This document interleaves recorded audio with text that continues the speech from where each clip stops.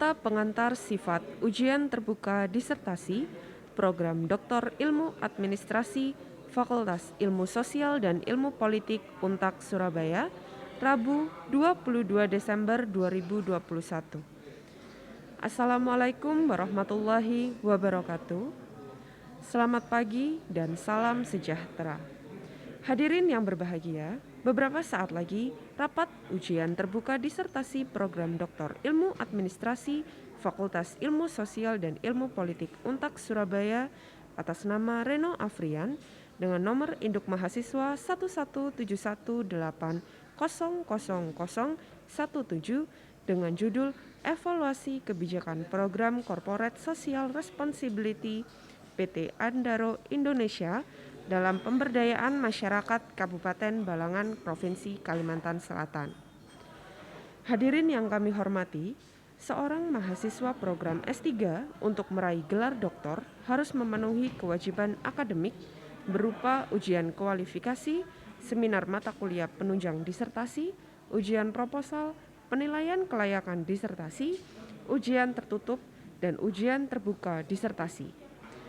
Setelah calon doktor dinyatakan lulus dalam ujian tertutup dan untuk menentukan predikat kelulusannya harus melalui ujian terbuka mempertahankan disertasinya di hadapan tim penguji yang diketuai oleh Rektor Profesor Dr. Mulyanto Nugroho MM CMA CPA, Sekretaris Dr. Haji Zakaria MS MM, dengan anggota Profesor Dr. Haji Agus Sukristianto MS, Dr. Bambang Kusbandrijo MS, Profesor Dr. V. Rudi Handoko MS, Profesor Dr. Arif Darmawan SU, Profesor Dr. Asna Aneta MSI, Dr. Lukman Yudo Prakoso MAP, Dr. Haji Slamet Riyadi MSI AKCA, Dr. Endang Prasetyawati SHMH. Hadirin yang kami muliakan, seorang calon doktor dalam mempertahankan disertasinya di ujian terbuka, di disertasi ini yang lazim disebut sebagai promovendus, selain harus menjawab pertanyaan dari Dewan Penguji, juga diminta menjawab pertanyaan yang diajukan oleh para undangan akademik. Prosesi tim penguji dipandu oleh seorang duta tama dan acara ini disaksikan oleh para staf akademik, staf administrasi, undangan, dan keluarga. Guna ketertiban dan kehikmatan suasana ujian, dimohon dengan hormat kepada para undangan untuk tidak meninggalkan ruang ujian, termasuk di saat skorsing penentuan predikat kelulusan. Undangan juga tidak diperkenankan mengaktifkan telepon seluler, memotret selama ujian berlangsung. Rangkaian acara ujian terbuka sebagai berikut: lagu Indonesia Raya, pembukaan rapat ujian terbuka, pembacaan kurikulum vitae, pembacaan pokok-pokok disertasi, tanya jawab, sidang penentuan predikat kelulusan, pengumuman predikat kelulusan, penyerahan ijazah, penyembatan danda, pesan promotor, doa, penutupan rapat ujian terbuka, dan ucapan selamat. Demikian kata pengantar ujian, sifat ujian terbuka disertasi telah kami sampaikan. Selanjutnya kami persilahkan hadirin untuk mengikutinya. Tim penguji memasuki ruang ujian. Hadirin dimohon berdiri.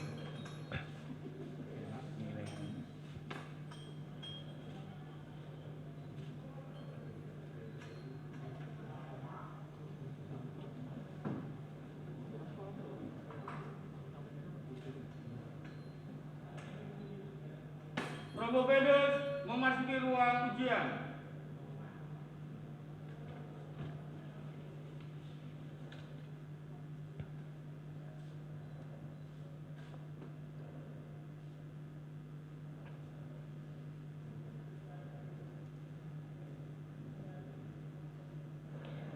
Lagu Indonesia Raya diikuti seluruh hadirin.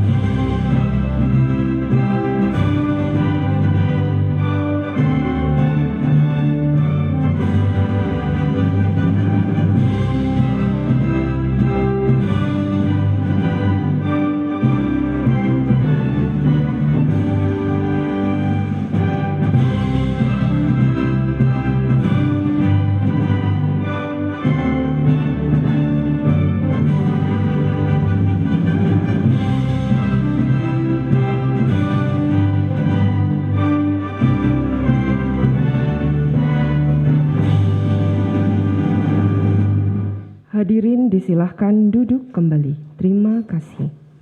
Rapat ujian terbuka dibuka oleh Ketua.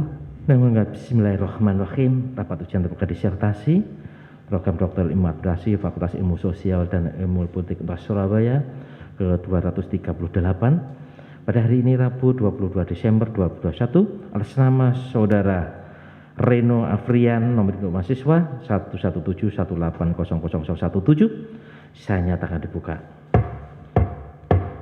Promovendus disilahkan menuju podium.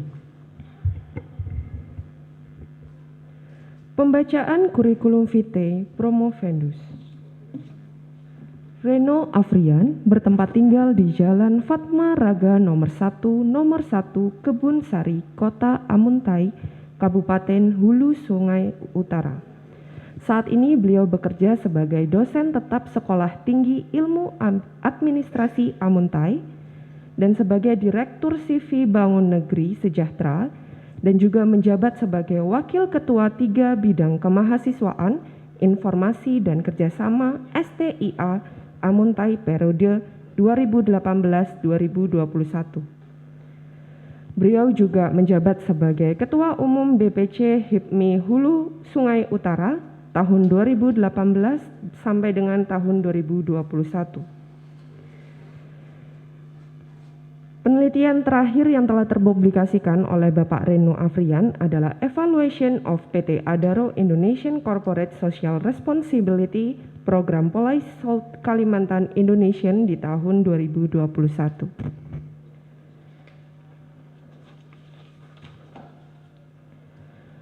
Penyampaian pokok-pokok disertasi. Sebelum menyampaikan pokok-pokok disertasi, saya ingin bertanya kepada Saudara Promovendus. Apakah Saudara hari ini dalam keadaan sehat jasmani dan rohani? Sehat. Apakah Saudara siap untuk diuji? Siap. Oke, saya persilahkan Saudara Promovendus untuk menyampaikan pokok-pokok disertasi kurang lebih 10 menit. Silakan. Bismillahirrahmanirrahim. Assalamualaikum warahmatullahi wabarakatuh. Selamat pagi dan salam sejahtera bagi kita semua. Yang terhormat Ketua dan anggota tim penguji, yang terhormat hadirin dan undangan yang kami muliakan.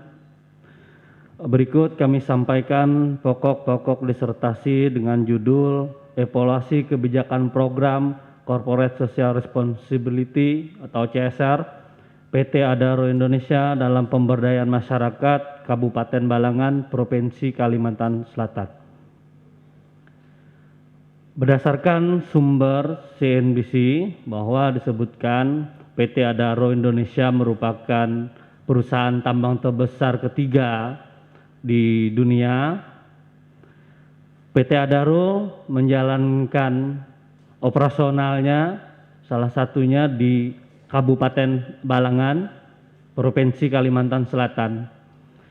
Berdasarkan data BPS, diketahui bahwa pertumbuhan ekonomi Kabupaten Balangan merupakan pertumbuhan ekonomi terendah se-Kalimantan Selatan dari 13 kabupaten atau kota yang ada di Kalimantan Selatan.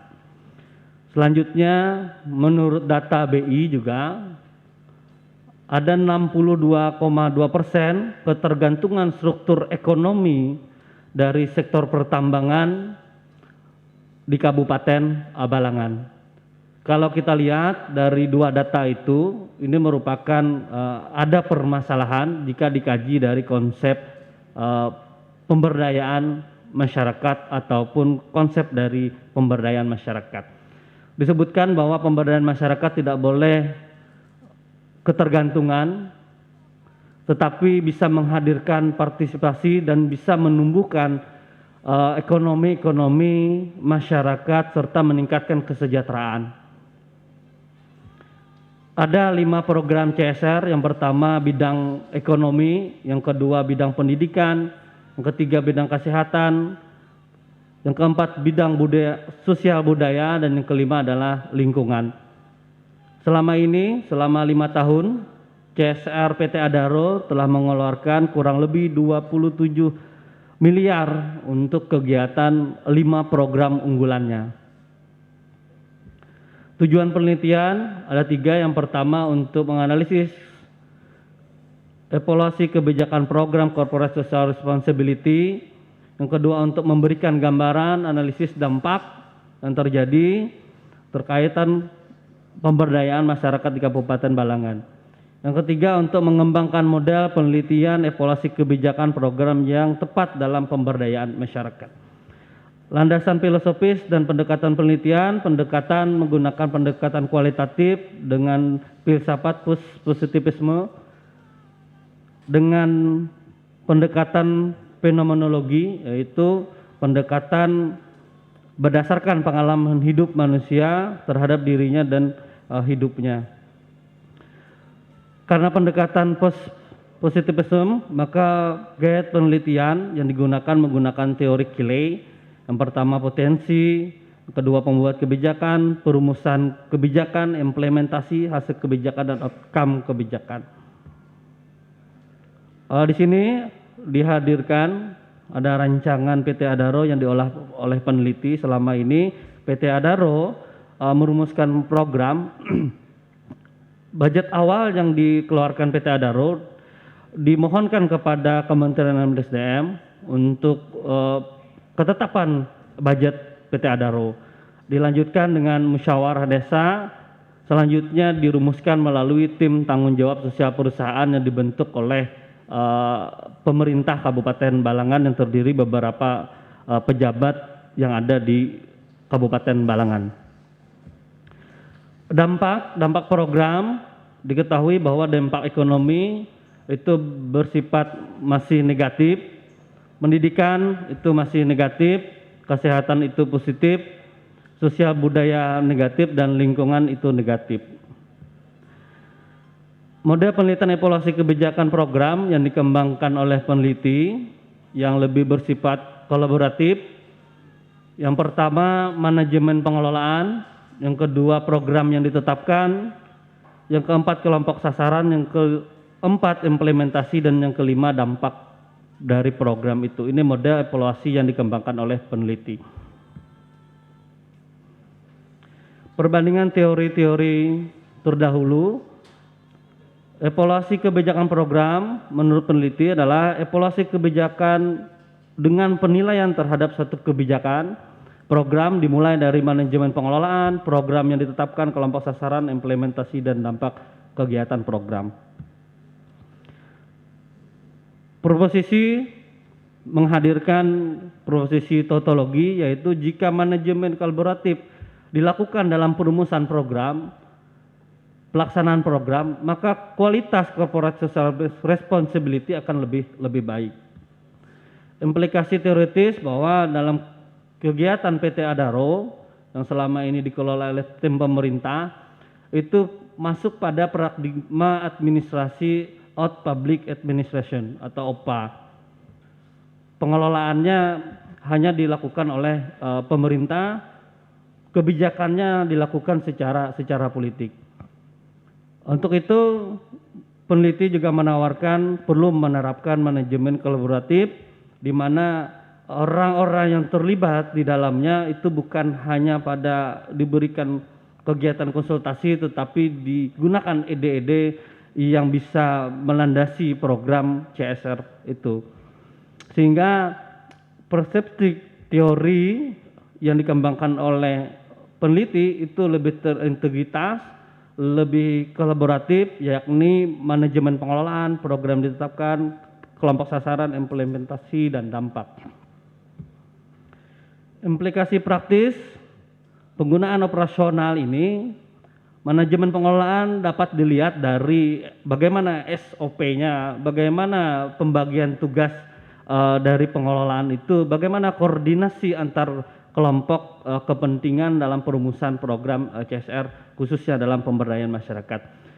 Yang kedua, program yang ditetapkan apakah program tersebut merupakan kebutuhan lapangan, sehingga bahan evaluasinya adalah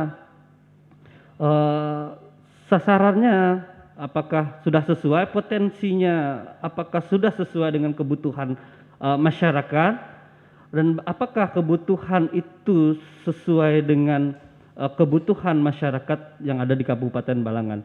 Kelompok sasaran itu bahan evaluasinya adalah ketepatan sasaran, yang berikutnya adalah partisipasi masyarakat. Yang keempat, implementasi bahan evaluasinya adalah sumber daya, komunikasi, sosial politik, komitmen, sistem monitoring, dan strategi untuk menjalankan kegiatan program-program dalam pemberdayaan masyarakat. Yang kelima adalah dampak, bahan evaluasinya adalah kemanfaatan program, kepuasan masyarakat, terjadinya perubahan masyarakat.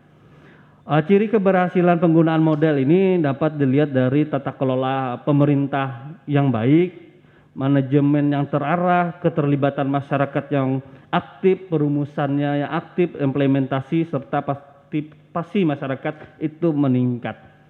Hambatannya model ini apabila tidak diterapkan dan juga undang-undang yang menaunginya itu belum tegas mengatur sanksi pengawasan, maka program model ini akan menjadi hambatan dalam implikasi prakteknya.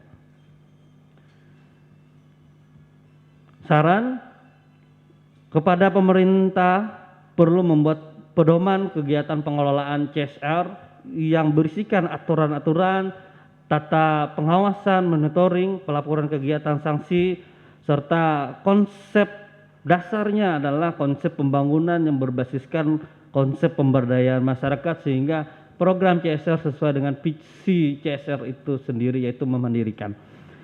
Pemerintah daerah juga perlu mendesain ulang bagaimana tim perumus tanggung jawab sosial perusahaan tadi bisa melibatkan seluruh komponen masyarakat, mulai dari LSM, akademisi, dan sebagainya, karena selama ini hanya dilakukan oleh pihak pemerintah. Yang ketiga, selanjutnya kepada pihak yang berkepentingan kedepannya dapat melakukan evaluasi dengan menggunakan model yang dikembangkan oleh peneliti. Demikian, terima kasih. Oke, baiklah, saatnya kita uji. Sebelum kita uji mau minum dulu, silahkan. Oke, siap? Sudah? Oke, baiklah. Yang pertama saya persilahkan Bapak Profesor Dr. Haji Agus Krisyanto MS. Monggo, Prof. Agus. Terima kasih pimpinan sidang. Assalamualaikum warahmatullahi wabarakatuh. Saudara Promovendus yang terpelajar, pertama saya ucapkan selamat ya, karena sudah masuk tahap akhir, tahap ujian terbuka. Ada beberapa hal yang mungkin perlu diklarifikasi, yang berkaitan pertama tentang evaluasi kebijakan, yang kedua berkaitan dengan dampak, dan yang ketiga berkaitan dengan sebuah model. Ini semua berkaitan dengan evaluasi kebijakan program CSR ya, dalam rangka pemberdayaan masyarakat ya, dari PT Andaro Indonesia. Di dalam kesimpulannya, yang pertama maupun yang kedua yang berkaitan dengan evaluasi dan dampak, hasilnya belum memberikan sebuah dampak yang positif ya, dan juga belum memberikan sebuah hasil yang optimal sebagaimana yang saudara sampaikan tadi. Oleh karena itu saudara memberikan sebuah alternatif ya, model yang harus dikembangkan berkaitan dengan pemberdayaan. Ini ada beberapa poin, diantaranya adalah manajemen pengelolaan dan seterusnya. Saya mohon penjelasan ya secara konkret dari poin-poin yang saudara sebutkan sebagai sebuah model yang harus dikembangkan. Silakan dijawab dulu. Terima kasih Profesor Dr. Haji Agus Krisyanto MS atas pertanyaannya berkenaan dengan evaluasi kebijakan program Corporate Social Responsibility yang dikembangkan oleh peneliti, bahwa evaluasi merupakan pendekatan penilaian terhadap kebijakan program, manajemen pengelolaan program yang ditetapkan, kelompok sasaran, sampai pada implementasi dan dampak dari program tersebut. Selama ini dampak yang dihasilkan oleh PT Adaro Indonesia hanya satu program yang berdampak positif, yaitu program kesehatan. Program ekonomi diketahui bahwa mempengaruhi struktur ekonomi Kabupaten Balangan. Kenapa? Karena juga ini berpengaruh pada struktur dampak lingkungan. Di tahun 2013 itu diketahui bahwa pertumbuhan ekonomi Kabupaten Balangan itu merupakan pertumbuhan paling tinggi di Kabupaten Kalimantan Selatan. Akan tetapi karena kegiatan operasional yang dilakukan oleh PT Adaro itu menghambat pertumbuhan ekonomi Kabupaten Balangan. Karena di tahun 2013 kita ketahui yang menyumbangkan pertumbuhan ekonomi itu adalah perkebunan karet. Nah, perkebunan karet ini sekarang juga berdampak kepada lingkungan. Lingkungan itu dilakukan perluasan lahan oleh PT Adaro, sehingga pertumbuhan ekonomi akan berdampak pada pertumbuhan lingkungan. Itu yang pertama. Yang kedua, terkait model yang dikembangkan oleh peneliti. Peneliti menggunakan gaya penelitian, menggunakan teori Cayley, bahwa untuk melihat ataupun mengevaluasi suatu program dilihat dari potensi masalah di masyarakat, yang kedua pembuat kebijakan, yang ketiga perumusan kebijakan, yang keempat implementasi, yang keenam hasil kebijakan, yang keenam adalah output kebijakan.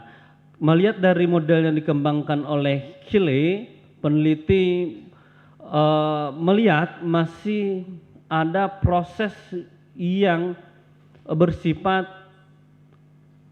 top down yang dikembangkan oleh Cayley ini, sehingga peneliti mengembangkan model yang lebih kolaboratif, yang lebih mengajak partisipasi masyarakat, sehingga model yang dikembangkan itu melihatnya mulai dari manajemen pengelolaan.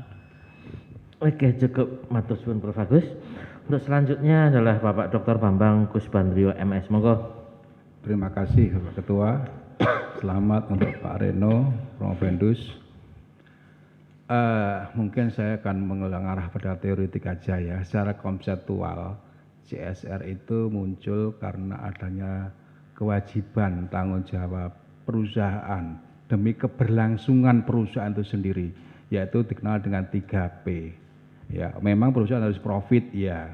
Perusahaan oleh karena itu untuk bisa profit, dia harus masyarakatnya sejahtera, people-nya. Kemudian lingkungannya juga harus kondusif, atau P ketiga itu planetnya. Jadi bersih dengan itu. Nah, kemudian ketika hadir di Indonesia, pertanyaan saya yang pertama, bagaimana organisasi manajemen dan kebijakan CSR di Indonesia? Kemudian ketika itu sudah terdesain, bagaimana kemudian kondisi sesungguhnya terjadi di Indonesia, dan dari hasil penelitian itu kira-kira apa yang bisa ditawarkan untuk CSR lebih baik di Indonesia. Begitu aja dari saya, monggo Pak Reno. Terima kasih Dr. Bambang Kusbandrio MS atas pertanyaannya. Yang pertama, bagaimana organisasi CSR di Indonesia berkaitan dengan organisasi CSR di Indonesia, khususnya di Kabupaten Balangan yang diteliti oleh peneliti. Itu tim yang dibentuk oleh pemerintah disebut dengan tim tanggung jawab sosial perusahaan. Tim tanggung jawab sosial perusahaan ini itu diamanatkan ataupun di-SK-kan oleh Bupati Kabupaten Balangan. Nah, di sini juga kita melihat bahwa ada permasalahan karena melalui tim tanggung jawab sosial perusahaan itu berisikan ASN pemerintah yang berdasarkan eselon.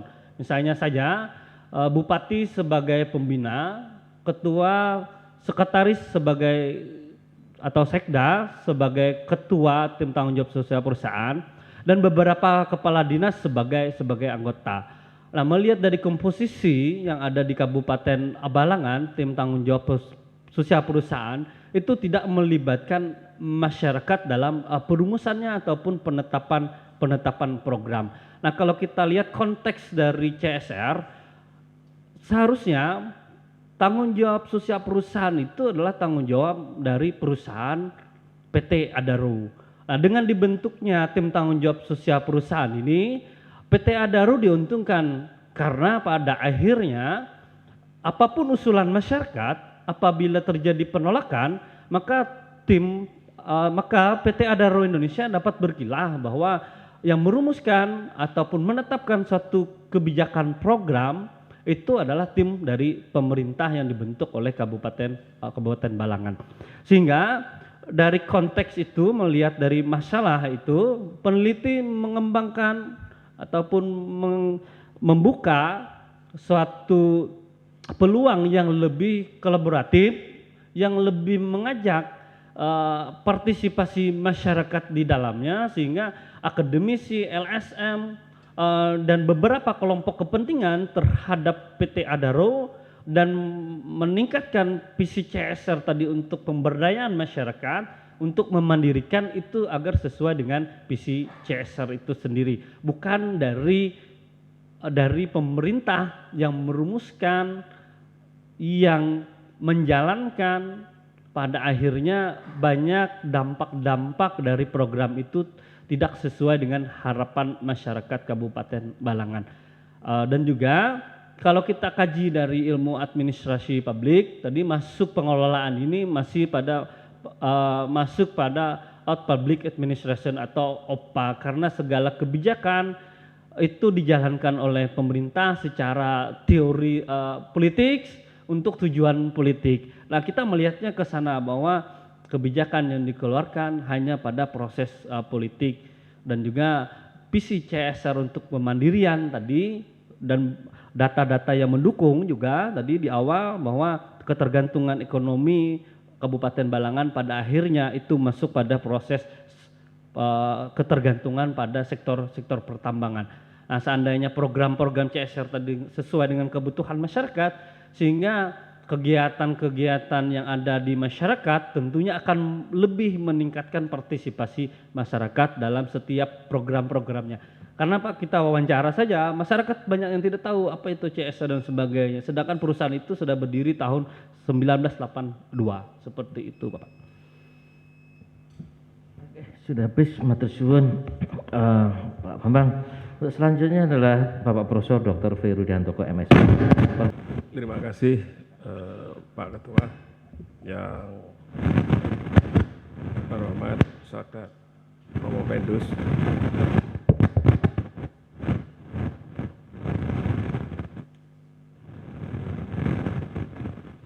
Saya lanjutkan dalam kajian evaluasi kebijakan, hasilnya yaitu belum berdampak positif.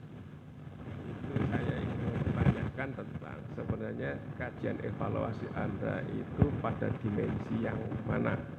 Karena dalam evaluasi itu ada dua, evaluasi terhadap isi kebijakan ya, dan evaluasi terhadap pelaksanaan kebijakan. Pertanyaan saya, kalau ketika Anda mengatakan belum berdampak positif, itu karena memang kebijakannya yang jelek, bad policy misalkan, atau pelaksanaannya yang jelek sehingga tidak berdampak. Itu yang nomor satu itu. Yang nomor dua, ini studi evaluasi. Anda nyusun preposisi itu adalah bahan dasar untuk teori. Jika studi evaluasi, maka teori-teori yang Anda gunakan teori evaluasi. Ya. Tapi mengapa ketika menyusun preposisi malah berbicara soal penyusunan program dan implementasi, artinya studi perumusan kebijakan dan implementasi. Tidak klop dengan studi evaluasi Anda. Harusnya preposisi memberi kontribusi pada pengembangan teori evaluasi kebijakan. Silakan. Terima kasih Profesor Dr. Panrudi Handoko MS atas pertanyaannya. Tadi berkaitan dengan dua konteks yang bermasalah, apakah dilihat dari kebijakannya atau pelaksanaannya. Berdasarkan yang dilakukan oleh peneliti, dua konteks ini memberikan sumbangsih yang menghadirkan kebijakan program CSR ataupun pelaksanaannya itu belum sepenuhnya maksimal berdasarkan hasil dari penelitian. Kenapa? Karena kebijakan program ya yang dilakukan oleh berdasarkan undang-undang ataupun peraturan pemerintah itu belum ada mengatur sanksi yang tegas bagaimana program CSR itu harus sesuai konteks visi CSR, yaitu memandirikan atau konteks pembangunan yang berbasiskan pemberdayaan. Nah, itu dari segi peraturan dari pemerintah. Belum adanya juga kejelasan monitoring ataupun pedoman baku terkait masalah bagaimana si CSR ini untuk melaporkan. Karena selama ini pelaporannya hanya berbasiskan data-data dari CSR Adaro dilaporkan oleh CSR Adaro ke pemerintah, tetapi bahan evaluasi atau standar pelaporan itu belum ada standar pada konteks pemberdayaan ataupun visi CSR tadi. Nah, pelaksanaan yang dilakukan di Kabupaten Balangan tadi, pemerintah itu melakukan perumusan program berkenaan dengan pembentukan tim tanggung jawab perusahaan yang di SK-kan atau dibentuk oleh bupati. Unsur di dalamnya adalah orang-orang yang berdasarkan eselon kepangkatan, Pak. Yang saya temui juga bahwa ternyata dinas desa dan pemberdayaan masyarakat pun tidak terlibat di dalamnya.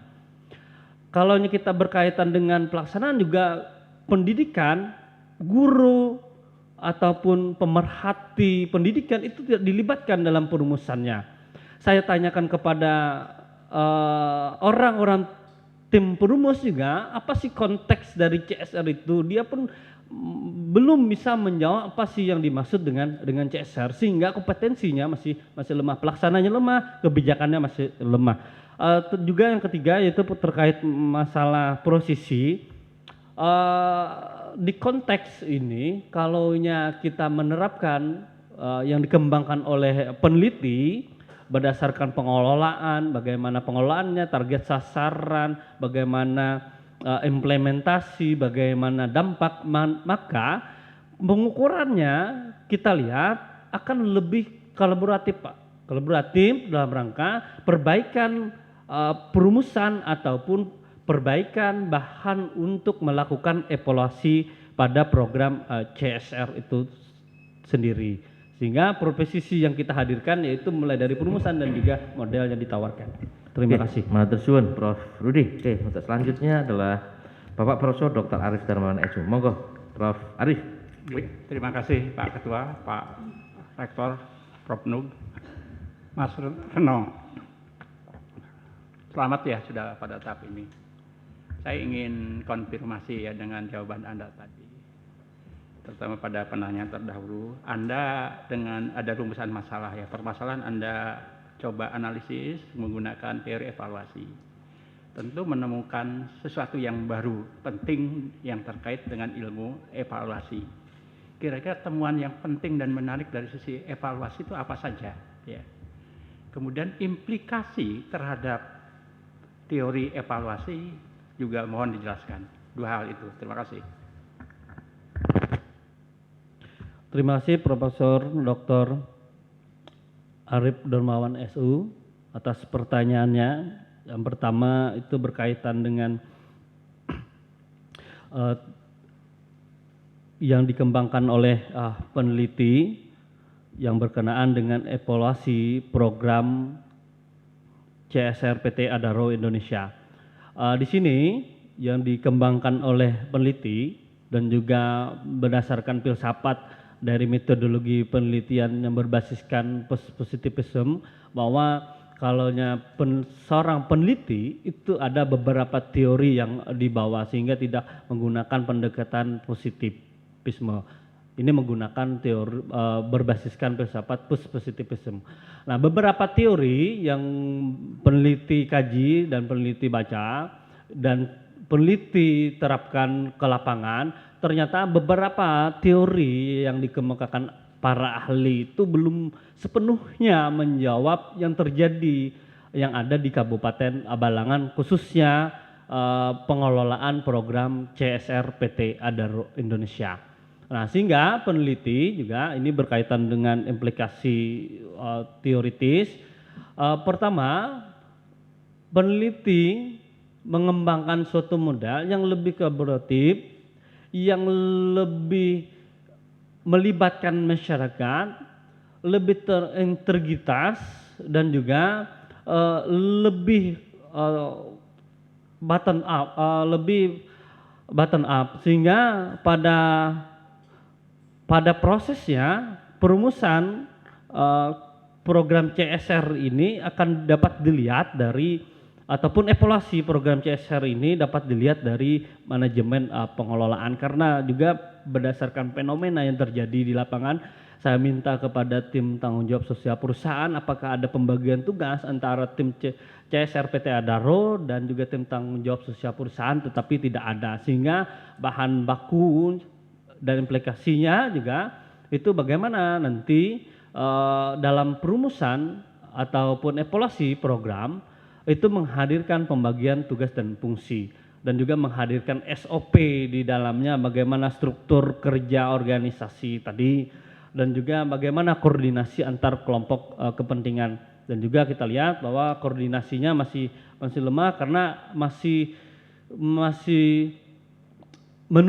sama-sama menunggu dari tim TJSP ataupun dari tim Adaro Indonesia. Yang berikutnya program ditetapkan. Program ditetapkan itu tidak sesuai dengan kebutuhan masyarakat. Untuk itu program ditetapkan menurut peneliti harus menyesuaikan dengan potensi dan masalah yang ada di Kabupaten Balangan, sesuai dengan kebutuhan masyarakat.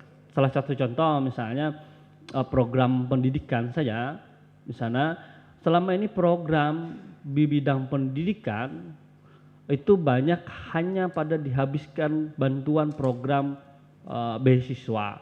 Tetapi berdasarkan data itu masih banyak sekolah-sekolah yang tidak terakreditasi di Kabupaten Balangan itu, dan juga masih banyak hanya satu sekolah yang berbasis akreditasi A. Nah, ini juga bermasalah, apakah perumusan program sesuai dengan kebutuhan masyarakat atau tidak, kebutuhan program atau tidak. Nah, sehingga akan lebih tepat sasaran kalau kita menerapkan program yang dikembangkan oleh peneliti yang berbasis kolaboratif, yang mengajak semua mulai dari kegiatan masyarakat, akademisi yang memahami konteks CSR itu, bahwa masuknya konteksnya pada kemandirian masyarakat Kabupaten Balangan, bukan untuk ketergantungan pada program-program CSR itu sendiri.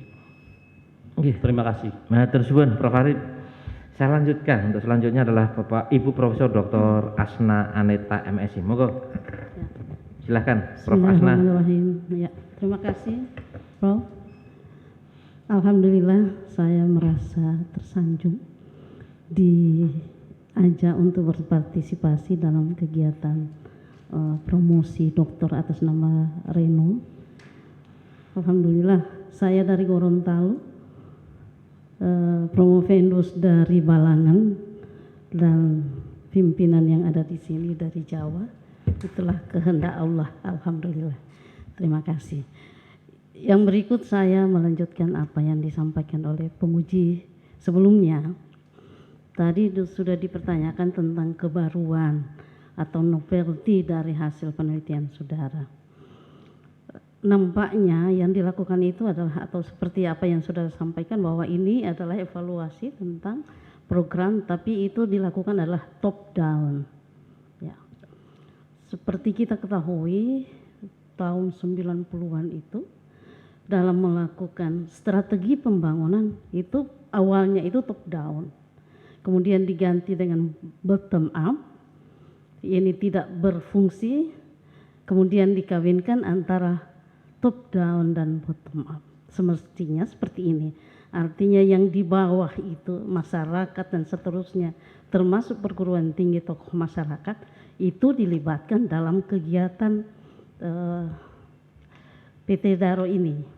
Tapi nampaknya seperti fakta yang saudara sampaikan. Kira-kira solusi apa yang saudara sampaikan dalam kesimpulan atau saran sehingga ini adalah mengubah pola pikir pemerintah yang ada di Balangan sehingga bisa meningkatkan kesejahteraan masyarakat.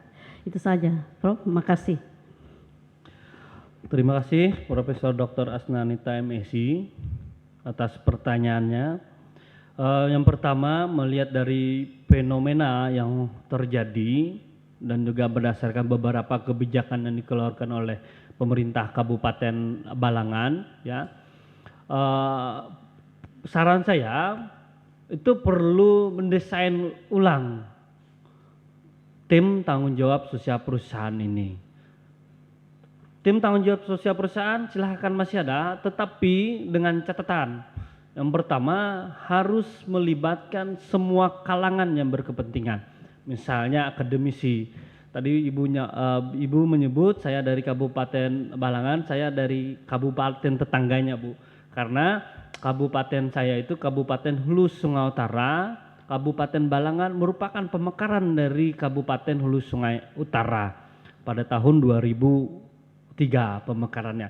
Tetapi kondisi seharusnya ya kalau kita melihat pemekaran harus ada peningkatan dari segi pemekaran dari kabupaten induknya kan, tetapi terjadi tadi beberapa data yang saya sampaikan malah ekonominya masih timpang dan beberapa permasalahan yang terjadi karena konteks kita bisa memberdayakan pemekaran tadi dengan memanfaatkan PT Adaro ini.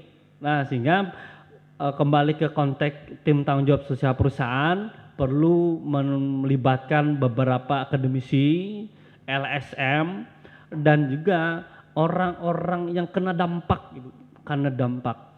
karena guru saja tidak dilibatkan hanya pada kepala dinas, tetapi kepala dinas tidak mengetahui kondisi lingkungan itu yang terjadi. Dan juga yang tidak dilibatkan itu adalah dinas desa dan pemberdayaan masyarakat. Itu saja tidak dilibatkan dalam perumusan dan penetapan program. Sehingga selanjutnya itu dinas yang terkait, dinas desa dan pemberdayaan masyarakat itu perlu dilibatkan masyarakat desa dan kepala desa. Karena yang mengetahui kondisi masalah yang terjadi dan kehendak masyarakat itu adalah orang-orang yang ada di desa. Orang-orang desa tidak dilibatkan. Artinya kepala desa yang di lingkungan CSR PT Adaro itu. Maka untuk itu kami rekomendasi desain ulang, libatkan kelompok kepentingan, libatkan akademisi yang tetapi konteksnya tidak lepas dari visi CSR, visi untuk memandirikan masyarakat, bukan menimbulkan masalah baru yaitu masalah yang mengakibatkan ketergantungan seperti itu. Terima kasih. Untuk selanjutnya adalah Bapak Dr. Lukman Yudo Prakoso MAB. Monggo Pak Lukman. Warahmatullahi wabarakatuh. Yang terhormat Bapak Pimpinan Sidang, yang saya banggakan Pak Reno Afrian ya. Ya. Selamat sudah sampai ke tahap ujian terbuka. Sebentar lagi insya Allah jadi doktor ya. Amin. Ya. Amin. Jadi begini Pak Reno, saya melihat bahwa ini memang Kalimantan Pak ya, lokusnya saya selalu tertarik dengan Kalimantan. Ini kita untuk dalam penelitian ada harapan di 1.4 kemanfaatan penelitian ya Pak ya, yang nanti akan kita coba lihat kemanfaatan teoritis dan praktisnya. Ya, tentunya harapannya secara teoritis ini bisa menjadi masukan untuk pengembangan teori-teori administrasi ya, mungkin khususnya di sini public administration, dan manfaat praktis bukan harapannya tidak cuma di Kabupaten Balangan ya, bisa di kembangkan, bisa digunakan untuk di daerah-daerah lain juga, khususnya yang menggunakan CSR. Saya minta penjelasannya Pak Reno, ya bagaimana Pak Reno melihat bahwa kemanfaatan teoritis ini yang tadi saya sampaikan bisa digunakan lebih luas, tidak hanya di Balangan, dan pendapat Pak Reno tentang masalah CSR ini dengan kebijakan pemerintah pusat. Silakan. Oke, terima kasih Dr. Lukman Yudono Prakoso MAP atas pertanyaannya.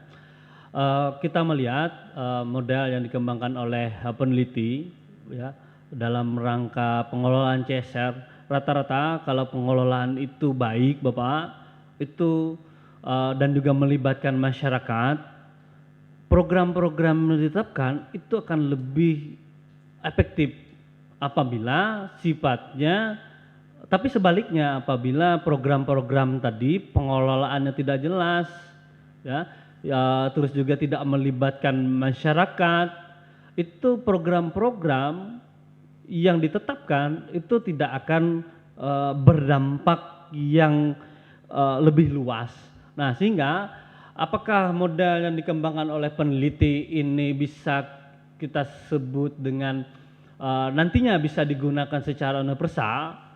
Saya peneliti meyakini itu bisa, karena dalam basis manajemen kolaboratif itu bagaimana pengelolaan CSR itu bisa dilakukan dengan cara melibatkan aktor-aktor pemerintah dan non pemerintah yang berdiskusi bersama, memecahkan masalah bersama dan diimplementasikan bersama, sehingga partisipasi dalam segala kegiatan program itu akan terarah dan tepat sasaran. Sehingga kegiatan-kegiatan pengelolaan tadi bagaimana agar tetap berjalan dilihat dari bagaimana pembagian tugas, karena selama ini tidak diketahui pembagian tugas perusahaan itu apa tugasnya, TMTJSP itu apa tugasnya, SOP-nya bagaimana, koordinasi antar kelompoknya bagaimana, itu bisa dilihat secara universal dalam segala kegiatan pengelolaan program CSR. Dan juga apakah program yang ditetapkan itu sesuai dengan kebutuhan masyarakat, apakah sesuai dengan potensi masyarakat, apakah ini memang dikehendaki masyarakat, apakah ini memang kebutuhan, dan juga harus diupayakan dalam rangka kemandirian masyarakat tadi, sehingga program-program yang ditetapkan itu akan lebih efektif, sehingga melakukan evaluasinya dan juga melakukan perumusannya bisa melakukan model yang dikembangkan oleh peneliti. Dan juga di sini bagaimana kelompok sasaran, apakah kelompok sasaran itu tepat sasaran, apakah partisipasi masyarakat itu meningkat dalam perumusan program CSR, dan bagaimana implementasi yang dilakukan dalam pengelolaan ini mulai dari sumber daya yang ditetapkan apakah sesuai dengan kompetensinya, memahami konsep CSR, atau bagaimana dengan komitmennya, walaupun kebijakannya bagus tapi komitmen sumber dayanya lemah, maka ini juga akan menjadi kendala dalam rangka perumusan program ataupun melakukan kegiatan-kegiatan CSR. Komunikasi antar organisasi, sosial politik, dan strategi implementasi serta dampak negatif ataupun positifnya. Terima kasih. Oke, cukup matur suwun Pak Lukman. Untuk selanjutnya saya persilahkan Bapak Dr. Slamet Riyadi MSI AKSI. Monggo. Terima kasih pimpinan sidang. Bismillahirrahmanirrahim. Assalamualaikum warahmatullahi wabarakatuh. Selamat pagi dan salam sejahtera bagi kita semua. Promovendus yang terpelajar, kali pertama saya sampaikan selamat. Promovendus masuk ujian terbuka dan saya yakin semua berharap untuk mendapatkan nilai yang terbaik. Amin. Sangat menarik di saat membaca judul yang disampaikan. Ada dua hal tentang Corporate Social Responsibility CSR, lalu ada PT Andaro. Pertanyaan saya adalah mengacu pada evaluasi, yaitu seberapa efektifkah CSR yang diterapkan oleh PT Andaro. baik itu dampak terhadap ekonomi, pendidikan, kesehatan, sosial budaya dan lingkungan. Karena ini bahasa evaluasi berarti ada target yang telah dilakukan. Seberapa efektif? Lalu yang kedua adalah karena ini hasil karya ilmiah yang tentu akan dipublikasi dan Promovendus sebagai tenaga edukatif di dunia pendidikan, kontribusi apa yang bisa diberikan kepada lembaga pendidikan? Dipersilahkan.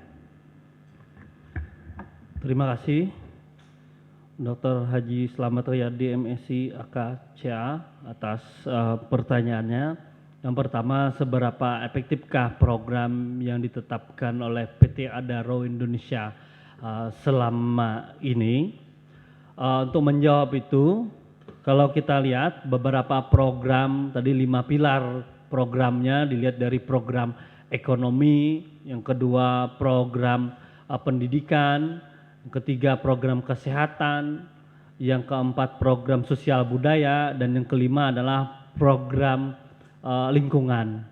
Ya, dilihat dari dampak juga, Bapak menjawab pertanyaan kedua, hanya satu program kesehatan yang berdampak positif. Sedangkan 4 program itu masih belum efektif. Contoh saja kalau kita lihat program ekonomi.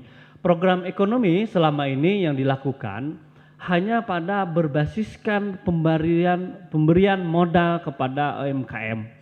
Tetapi tidak ada pelibatan bagaimana melakukan pelatihan, bagaimana melakukan pendampingan terhadap program. Contoh saja banyak ada program bersama pemerintah daerah dan PT Adaro. Program kalau kita sebut keramba, Pak, keramba ikan. Kerambanya dari pemerintah, ikannya dari PT Adaro. Tapi apa yang terjadi, tidak ada pendampingan. Pada akhirnya banyak ikan-ikan tadi itu mati karena tidak ada pendampingan bagaimana pemberian ikan, bagaimana pemakanan ikan dan sebagainya. Itu salah satu contoh saja program pemberdayaan UMKM. Sehingga untuk kedepannya program ekonomi ini perlu pendampingan UMKM, bagaimana UMKM tadi bukan hanya pada proses pemberian modal. Ini juga akan berdampak ketergantungan, Pak. Setiap kali ada program minta bantuan, ini akan mengakibatkan ketergantungan pada program-program ekonomi tadi yang pertama. Yang kedua, program pendidikan. Program pendidikan saya sebutkan bahwa selama ini komposisi berdasarkan data di tahun 2016 sampai tahun 2020 saya dapatkan hanya dihabiskan program pendidikan untuk bantuan beasiswa pendidikan tinggi. Akan tetapi masih banyak sekolah-sekolah yang sarananya tidak memenuhi standar. Gedung sekolahnya tidak memenuhi standar. Kompetensi gurunya yang tidak memenuhi standar. Sehingga hanya satu sekolah di Kabupaten Balangan itu yang mendapatkan akreditasi A. Banyak sekolah yang C dan bahkan ada yang D dan bahkan ada yang E akreditasinya. Sehingga poin pendidikan itu belum menjawab pada proses bagaimana program itu sesuai dengan kebutuhan masyarakat. Lingkungan, kesehatan tadi berdampak positif karena ada peningkatan angka harapan hidup di masyarakat Kabupaten Balangan. Sosial budaya selama ini juga masih pada tahapan pemberian modal, Bapak, pemberian bantuan sarana-sarana sosial budaya. Tetapi di sana diketahui bahwa ada suku Dayak Kitab di sana, nah suku Dayak Kitab hanya pada berbasiskan event-event kegiatan saja, tetapi untuk kegiatan-kegiatan yang berdaya masyarakat tidak. Saya cukup, terima kasih. Saya kembalikan ke sidang. Wassalamualaikum warahmatullahi wabarakatuh. Waalaikumsalam, Pak Dekan FEB. Oke, baiklah, untuk selanjutnya adalah Ibu Dr. Endang Prastiawati SHMU. Monggo, Bu Endang. Terima kasih Bapak pimpinan sidang. Pertama-tama saya sampaikan selamat kepada saudara Promovendus yang sudah memasuki tahap akhir. Mohon izin Prof, saya tidak menguji, tapi saya hanya memberikan saran supaya disertasi ini lebih cantik begitu ya. Jadi karena di sini kebetulan saya berbeda, saya dari hukum, tapi penanya akademiknya saya lihat yang dua juga dari hukum. Jadi di sini saudara mencantumkan peraturan perundang-undangan, yaitu Undang-Undang Nomor 40 Tahun 2007 dan PP 47. Ini saran saya yang pertama, tata cara penulisan peraturan perundang-undangan tolong tahunnya jangan ketinggalan. Jadi di situ PP 47 tahun 2012. Karena kalau ditulis PP 47 gitu saja banyak PP 47 termasuk yang paling baru tahun 2021 itu tentang kesehatan. Jadi karena itu tolong ditulis PP 47 tahun 2012. Itu saran yang pertama. Kemudian saran yang kedua, saudara mencantumkan Undang-Undang Nomor 40 tahun 2007 tentang perseroan terbatas. Di situ kewajiban melaksanakan CSR. Itu dimuat di dalam pasal 74. Itu sudah saudara tulis di situ. Ya, yaitu yang perseroan yang menjalankan usahanya di bidang sumber daya alam dan yang berkaitan dengan sumber daya alam. Kemudian saudara mencantumkan PP 47 tahun 2012 tentang tanggung jawab sosial dan lingkungan perseroan terbatas.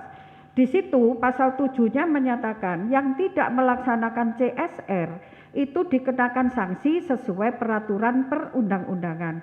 Nah, di sini saudara terputus. Karena itu saran saya, saudara tambahkan Undang-Undang Nomor 25 tahun 2007 tentang penanaman modal. Karena di situ pasal 34-nya ya. Jadi pasal 7 tadi PP 47 tahun 2012 menyatakan dikenakan sanksi sesuai peraturan perundang-undangan. Sanksi ini dimuat di dalam pasal 34 Undang-Undang 25 tahun 2007 tentang penanaman modal, yaitu sanksi administratif yang berisi 1 peringatan tertulis, kemudian pembatasan kegiatan usaha, kemudian pembekuan kegiatan usaha dan atau fasilitas penanaman modal, kemudian pencabutan kegiatan usaha dan atau fasilitas penanaman modal. Jadi itu saran saya ditambahkan supaya peraturan perundang-undangannya ini tidak terputus, jadi terjawab semua. Terima kasih. Matur nuwun Prof. Cukup. Monggo kalau dijawab, monggo. Terima kasih atas masukannya Dr. Endang Priscilawati SHM MHUM. Nanti akan saya tambahkan dan saya revisi berkenaan dengan masukannya karena ini juga masih pada proses pencarian undang-undang tadi penambahan agar memperkuat disertasi ini, sehingga untuk itu saya ucapkan terima kasih atas masukannya. Nggih, matur suwun Bu Endah. Untuk selanjutnya adalah Bapak Dr. Haji Jakarta MSMM. Monggo Pak Dekan FISIP. Oke, terima kasih pimpinan sidang.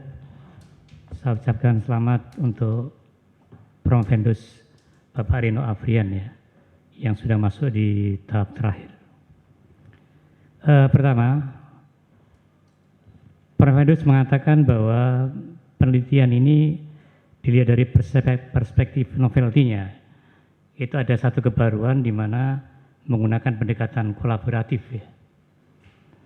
Nah, setahu saya banyak penelitian-penelitian CSR yang juga sudah menggunakan pendekatan kolaboratif.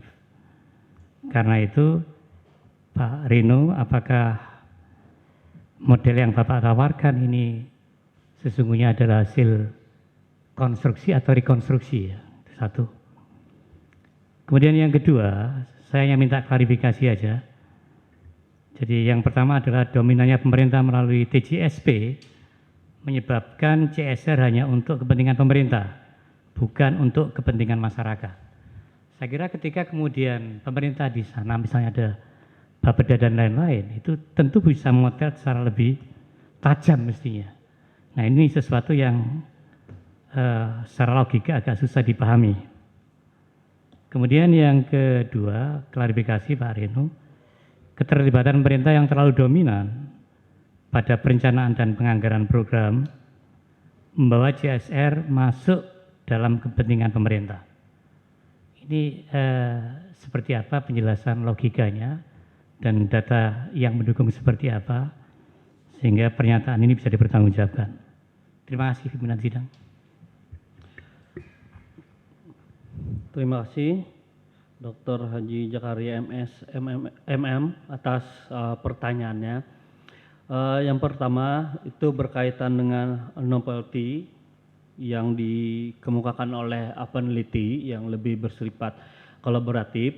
Ya, dari penelitian terdahulu terdapat 23 penelitian yang disajikan oleh peneliti dalam disertasi. Akan tetapi masih banyak yang menggunakan sajian data ataupun temuannya yang berbasiskan pada bottom up, Pak. Sehingga model yang dikembangkan oleh peneliti itu berbasiskan kolaboratif. Dan juga ini sesuai dengan fenomena yang terjadi pada pengelolaan PT Adaro Indonesia. Dan ini juga suatu pengembangan model yang lebih terstruktur, terintegritas, lebih nantinya akan melibatkan partisipasi masyarakat dalam pengelolaan CSR. Yang kedua, dominannya pemerintah akan masuk pada posisi pemerintah pada tahapan politik. Tadi kalau kita kaji dalam ilmu administrasi, ini masuknya pada proses public administration, bahwa segala kegiatan ataupun segala kebijakan itu pada basisnya basis keputusan politik. Nah, ini yang terjadi di PT Adaro Indonesia ataupun tim TJSP ini, Bapak. Karena selama ini banyak program-program unggulan yang dirumuskan di masyarakat melalui desa-desa, akan tetapi pada proses masuknya kepada pemerintah daerah itu tidak dilaksanakan. Karena dominannya mulai dari perumusan sampai pada penetapan program yang diterima dan tidak diterima. Itu melalui tim TJSP tadi, Bapak. Tim TJSP juga itu berdasarkan eselon tadi, Bapak. Berdasarkan eselon kepangkatan yang ada di ASN. Sehingga pengelolaan CSR ini pada prinsipnya masuk pada public administration. Bagaimana perencanaan? Perencanaan tadi walaupun bagaimana hebatnya perencanaan yang dilakukan oleh masyarakat desa melalui desanya, akan tetapi masuk pada tim perumus ini apabila tidak sesuai dengan kepentingan tim pemerintah yang di-SK-kan oleh bupati tadi, maka ini bisa diputus ataupun tidak diselenggarakan program-program itu. Jadi dominan itu yang sangat besar terhadap bagaimana perumasan program sampai pada penetapan program dan juga berapa anggaran yang dialokasikan untuk bantuan program CSR untuk masyarakat yang dikenai program CSR. Nah, sehingga untuk itu juga kita menawarkan lebih kolaboratif, melibatkan beberapa akademisi dan juga beberapa kepentingan. Terima kasih. Oke, matur suwun Pak Jakaria. Oke, baiklah, yang terakhir saya, Saudara Nudus, sekali pertama ucapkan selamat sudah sampai ujian terbuka. Ini kali yang terakhir. Baiklah, Saudara Nudus, saya melihat dari title ya, title kaitannya dengan CSR. Saya seringkali kalau di DIE itu CSR itu memang banyak diteliti, tapi kaitannya dengan kuantitatif, bukan kualitatif kan itu ya. Saya melihat ini adalah kualitatif yang dikaitkan dengan kebijakan.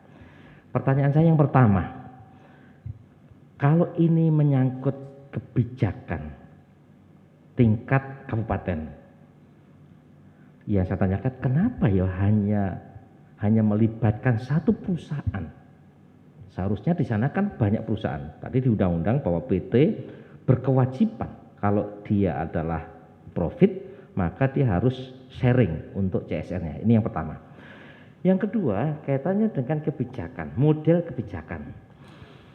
Saya melihat pada halaman berapa ini? Halaman 101 pada gambar 63. Saya belum melihat kaitannya dengan bagaimana kebijakan pemerintah atau mungkin yang diusulkan ke pemerintah yang diolah dari peneliti.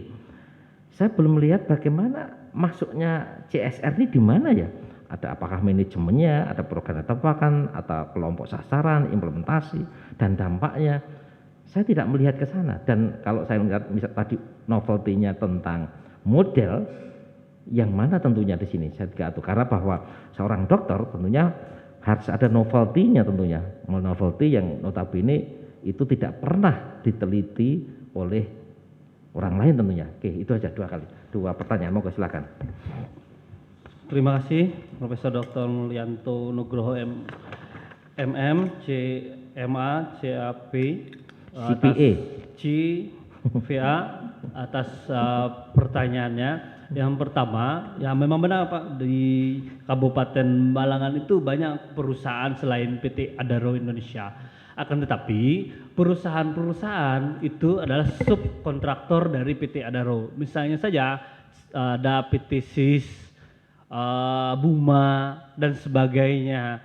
Itu adalah subkontraktor dari PT Adaro, sehingga peneliti tertarik mengangkat PT Adaro Indonesia, yaitu induk dari perusahaannya, karena beberapa perusahaan yang ada di Kabupaten Balangan itu hanya pada subkontraktor. Itu yang pertama. Yang kedua, berkenaan dengan kebijakan pemerintah, Kabupaten Balangan sebenarnya sudah mengeluarkan kebijakan berupa peraturan yang menaungi bagaimana konsep CSR PT Adaro Indonesia dan juga beberapa perusahaan di bawahnya. Akan tetapi di sana di peraturan juga belum sepenuhnya menegaskan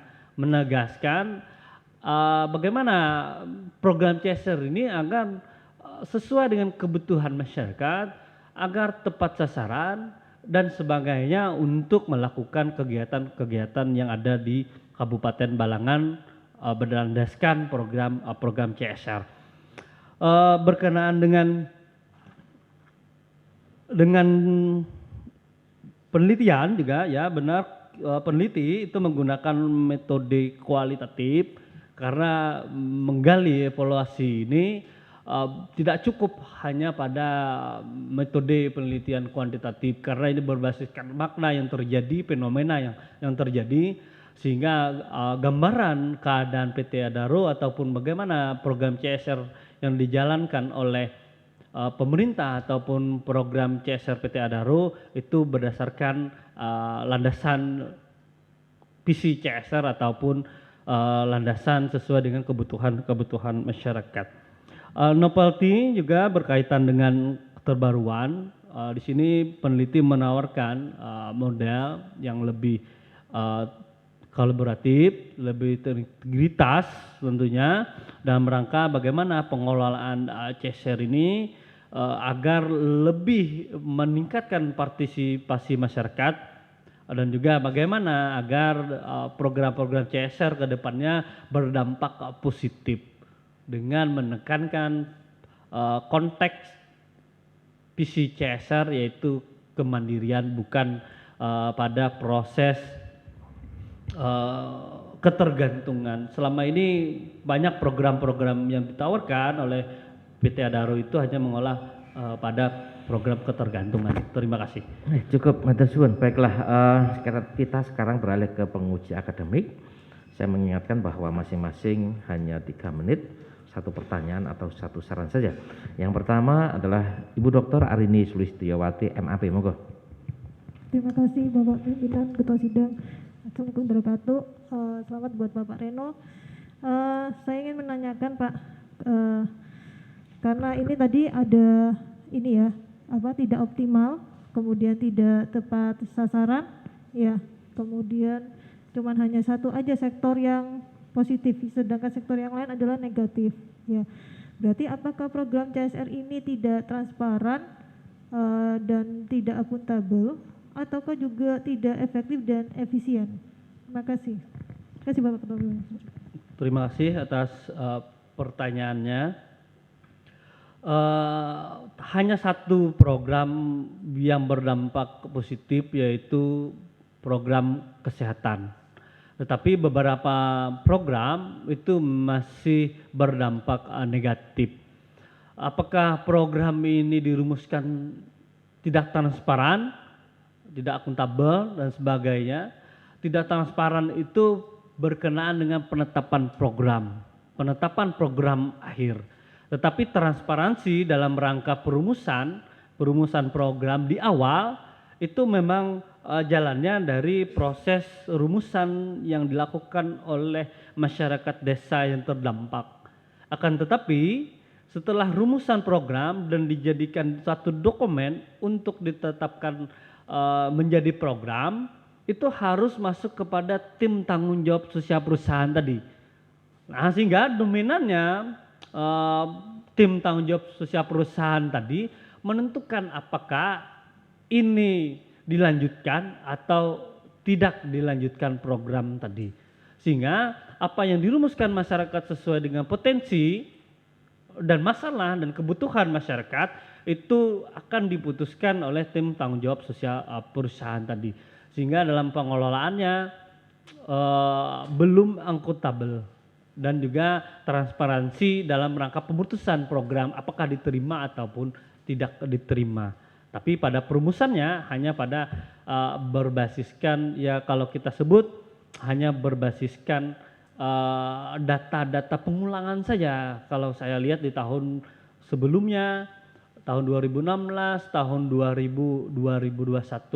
Karena program pendidikan saja tidak berubah mulai dari tahun 2016 sampai 2021 itu saja hanya pada bantuan pendidikan perguruan tinggi. Tetapi kondisi sekolah itu yang masih banyak tidak memenuhi standar, itu tidak sesuai dengan apa yang diharapkan oleh masyarakat Kabupaten Balangan. Saya wawancara dengan guru, saya wawancara dengan tokoh masyarakat, tidak dilibatkan dalam penetapan program. Dia inginnya dilibatkan dalam penetapan program sehingga bisa memperjuangkan itu. Terima kasih. Cukup matur suwun Bu Arini. Selanjutnya adalah Bapak Dr. Ekrudin Ibnu Rahim SH MSI. Monggo.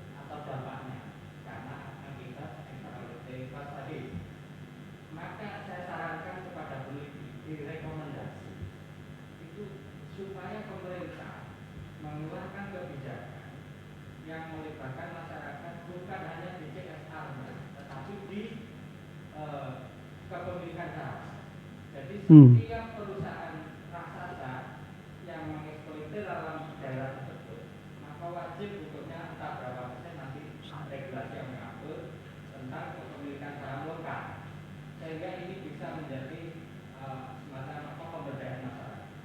Jadi bukan hanya di syarat yang nomor 2 adalah terkait dengan masalah reposisi. Kalau tujuan penelitiannya adalah analisis evaluasi program biasa, maka baiknya reposisinya juga sinkron dengan itu. Itu nanti kalau disinkronkan, misalnya adalah jika analisis evaluasi program CSR itu dengan menggunakan manajemen kolaboratif dilakukan dengan perumusan program, pelaksanaan program, kualitas corporate social responsibility, maka akan lebih baik. Barangkali ini hanya saran. Nanti redaksionalnya silakan demikian. Terima kasih pimpinan, cukup dari saya.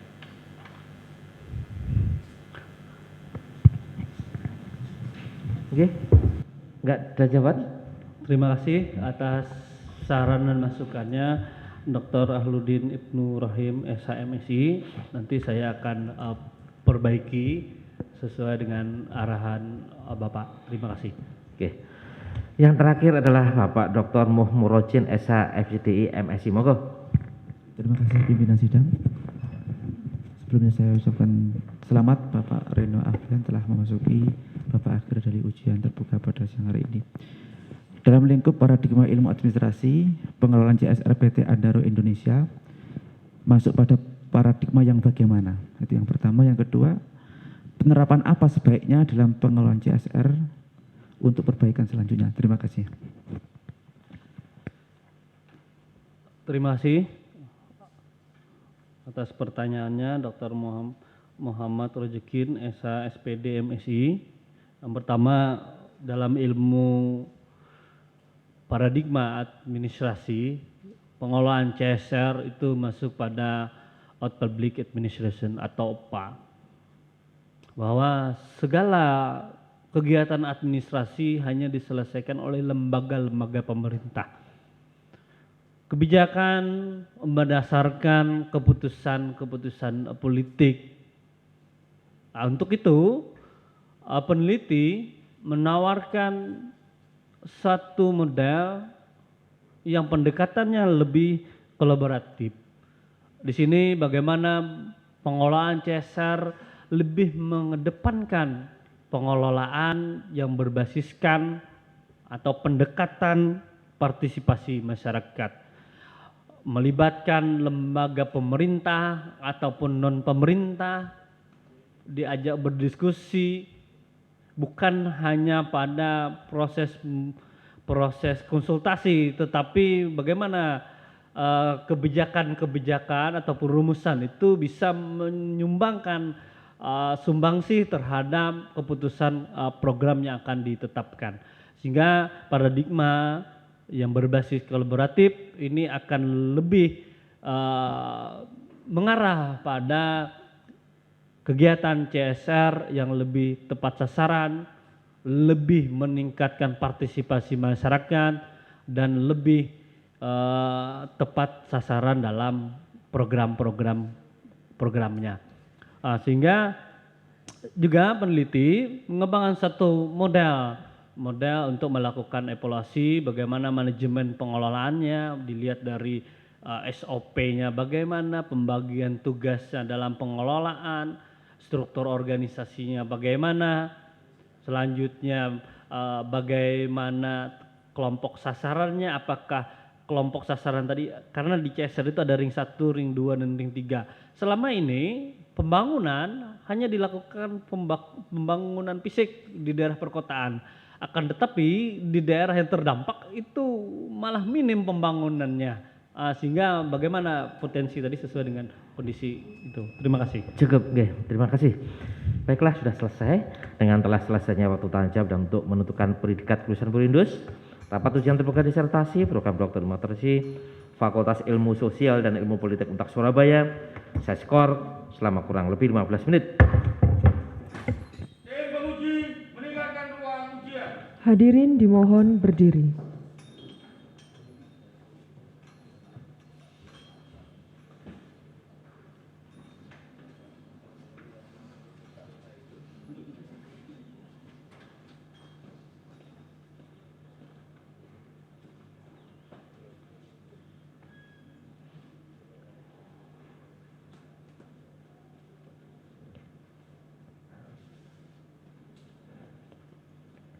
Promovendus disilahkan meninggalkan ruang ujian. Hadirin disilahkan duduk kembali. Terima kasih.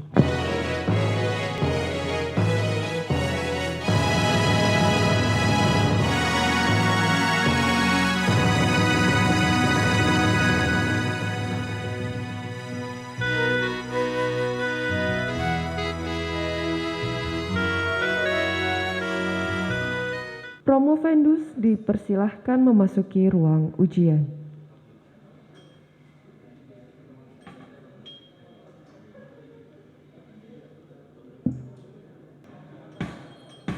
Tim penguji memasuki ruang ujian. Hadirin dimohon berdiri.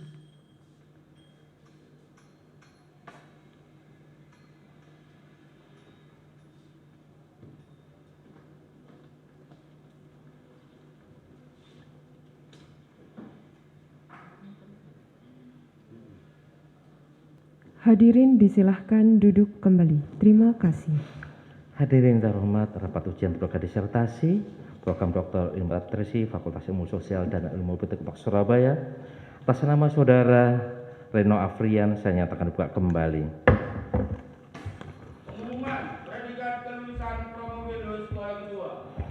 Bismillahirrahmanirrahim. Berdasarkan hasil rapat ujian yudisium ujian terbuka program Dr. Ilmu Administrasi dan setelah mempertimbangkan prestasi yang telah dicapai Prodo selama dalam pendidikan, ketekunan dan kesungguhan kerja saudara Prodo dalam melakukan penelitian, ketelitian dan ketekunan dalam mempelajari kepustakaan, kemampuan Prodo dalam menarik simulan yang bermanfaat, cara Prodo mempertahankan disertasi yang menggambarkan kemampuan Prodo dalam menguasai dengan baik bidang ilmu yang diteliti, semangat saudara Prodo dalam upaya menciptakan pendidikan, kredibilitas ilmiah dan kegunaan serta sumbangan yang berharga dari disertasi Prudus untuk ilmu pengetahuan. Selain itu juga memperhatikan segala peraturan dan wewenang yang ada pada Fakultas Ilmu Sosial dan Ilmu Politik Untak Surabaya, maka dengan ini sudah memutuskan bahwa disertasi saudara diterima, dan dengan demikian saudara Reno Afrian telah menyelesaikan pendidikan doktor pada program ilmu administrasi serta dinyatakan lulus dengan predikat cum laude. Kepadanya diberikan hak untuk mengenai gelar doktor dengan hak dan kewajiban serta kehormatan yang menurut hukum melekat pada gelar tersebut. Penyerahan tanda lulus oleh Rektor.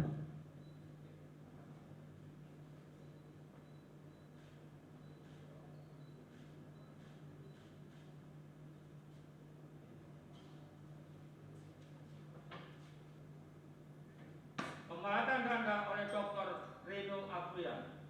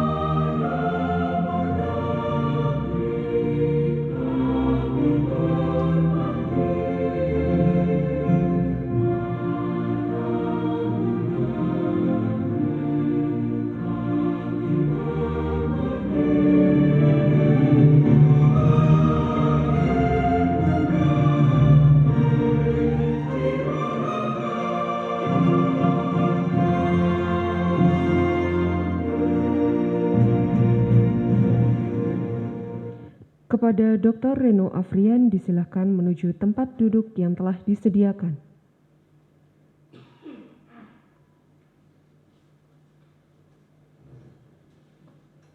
Pesan-pesan promotor. Assalamualaikum warahmatullahi wabarakatuh. Selamat siang dan salam sejahtera buat kita semua.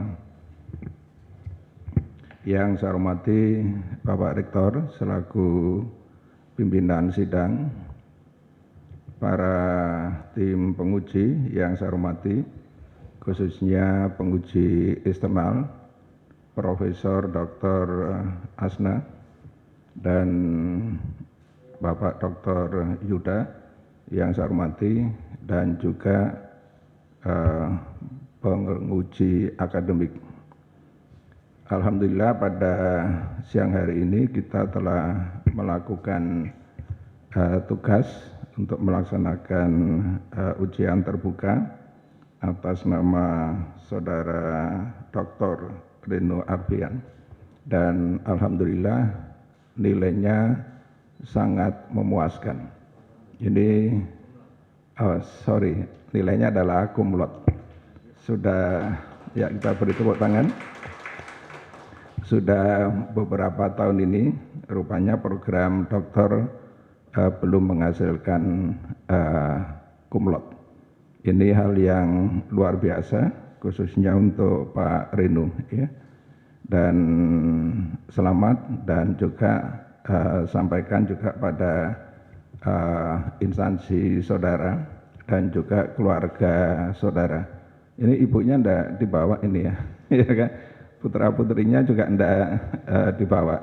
Ya, alangkah bahagianya ketika mereka bisa hadir pada hari ini. Tapi tidak apa-apa, nanti kan juga akan sampai juga. Ya, baik Pak Renu, saya juga diminta untuk memberi kesan dan pesan.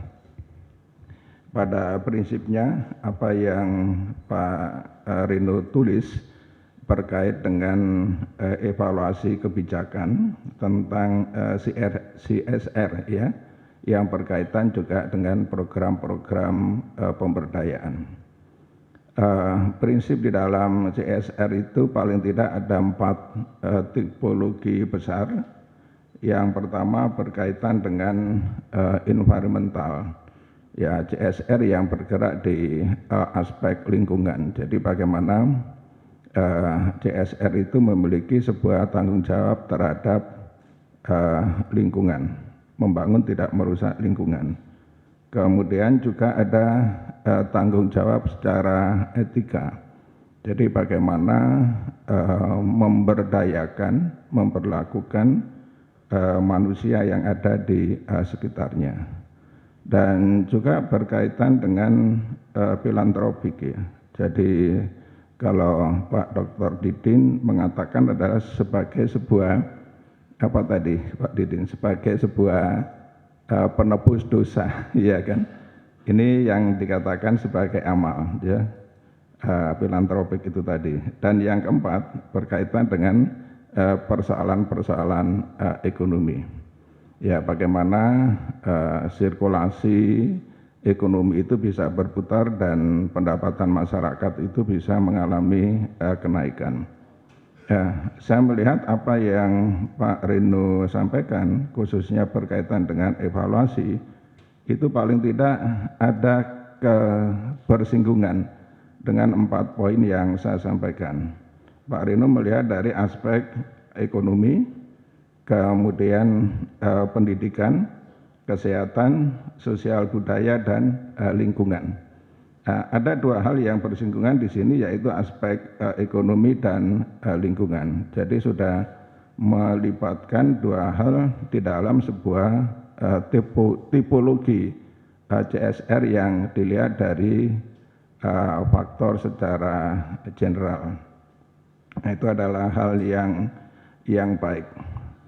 Oleh karena itu, apa yang Pak Reno sampaikan, khususnya di dalam CSR yang berkaitan dengan 5 hal itu tadi, itu harus bisa memberikan kontribusi yang positif, walaupun hasilnya masih belum maksimal. Bagaimana itu bisa didorong sampai pada tingkatan maksimal.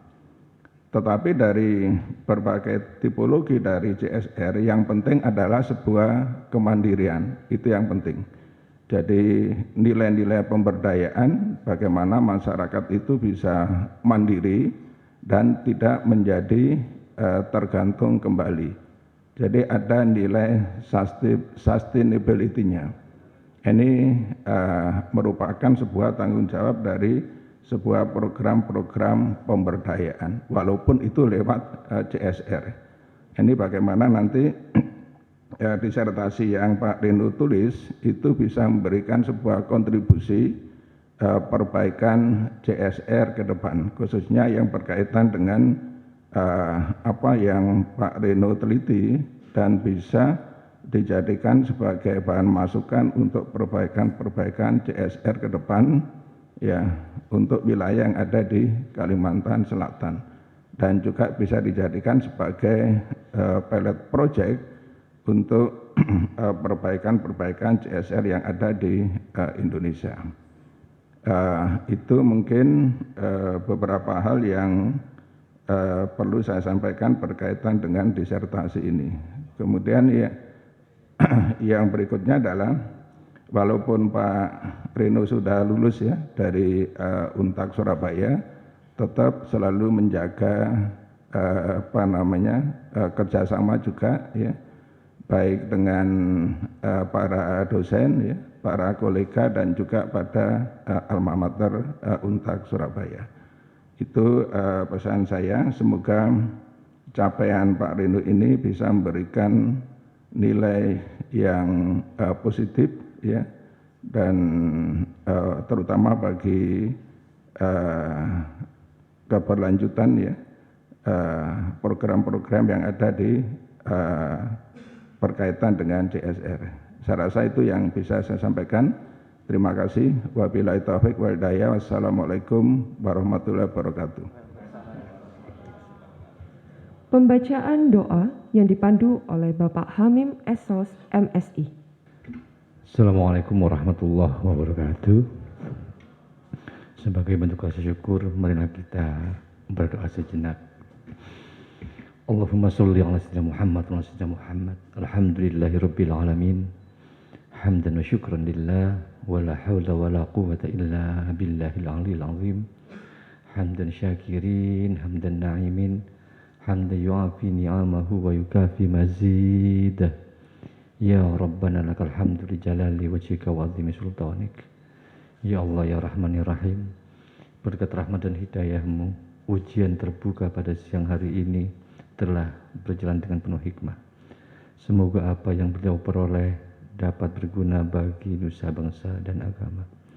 Rabbi habli minas sholihin, Rabbi habli minas sholihin, Rabbi habli minas sholihin, Rabbana atina fid dunya hasanah wa fil akhirati hasanah wa qina adzaban nar.